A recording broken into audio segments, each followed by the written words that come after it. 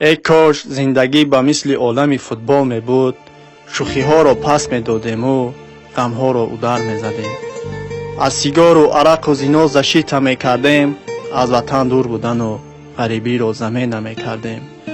شپتل و مستیرک و لپوتکه را آرت می پرتافتیم.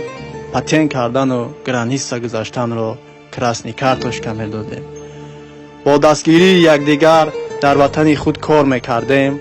در نتیجه شیطان و ضربه کنجی مانده پریکلند گل می زدیم و در آخر زندگی را چمپیون می ساختیم. 3 ساله غریبم، از جان بیزار و به مردن قریبم. غریبی مرا جدا کرد از خویش و نزدیکم. از آغوش مادر و از مهر فرزند بی نصیبم. یاد کردم شوربای کدوداری اوچمه، هم گریه و هم خنده های بچمه.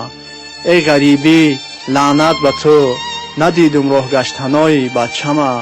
هم لختک بازی و هم دردگویی های دخترچمه. ای خویش و تبار تنه نکنید اوچمه، به یکه گفته نرنجانید دلی خواهرچمه. بهاران شد قطره بارانای، غریب بچه در کوچه ها سرگردان و حیرانای. تلاشی غریبی برای یک برده نانای، هر کسی در اوضاعی غریبای، یا بیدین یا بی ایمانای. غریبان رو خداوند همیشه نگهبانای، دعای مادر هم دارو و هم درمانای. شنیدن آواز فرزند راحت جانای، در غریبی جان دادن فخر هر یک مسلمانای. زندگی زندگی مرا آوردی غریبی، غریبی غریبی گم کردم جوانی. جوانی جوانی وای از دست عشق ارمانی. قامتم خم کردی زندگی، ایار جانیم جدا کردی غریبی. غریبی نداره راحتی جان، گرچنده باشی تیر و طوفان. یک روزی غریبی مثل یک سالای، در دل ما همیشه یک سوالای. چرا در وطن یار و دوستان بسیارای، اما در غریبی حتی دوستی جانی ای تو گریزانای. غریبی مثل یک غارای، برای فرود بردن ما همیشه تیارای.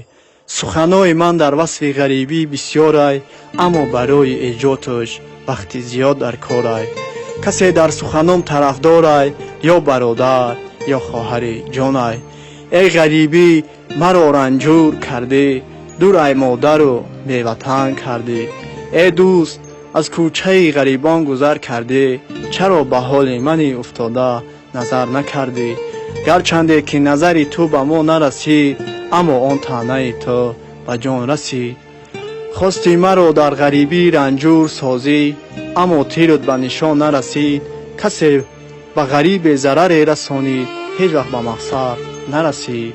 در غریبی شدم شاعر، چون که دانستم قدر هر یک مسافر. سخن کردن رو آموختم از شاعران معاصر. غریبی عیبی ما نه، بلکه بوده عیب تقدیر. اکنون می جنبانم تقدیر، هم پیر و هم تدبیر. کسی گپی مرا گیره، نرنجانه دل شخصی غریبه. این شعرها تازه ایجاد به خاطر برادر و خواهر اهل نجات. از نام کانال اشک غریب با امر تقدیر و نصیب.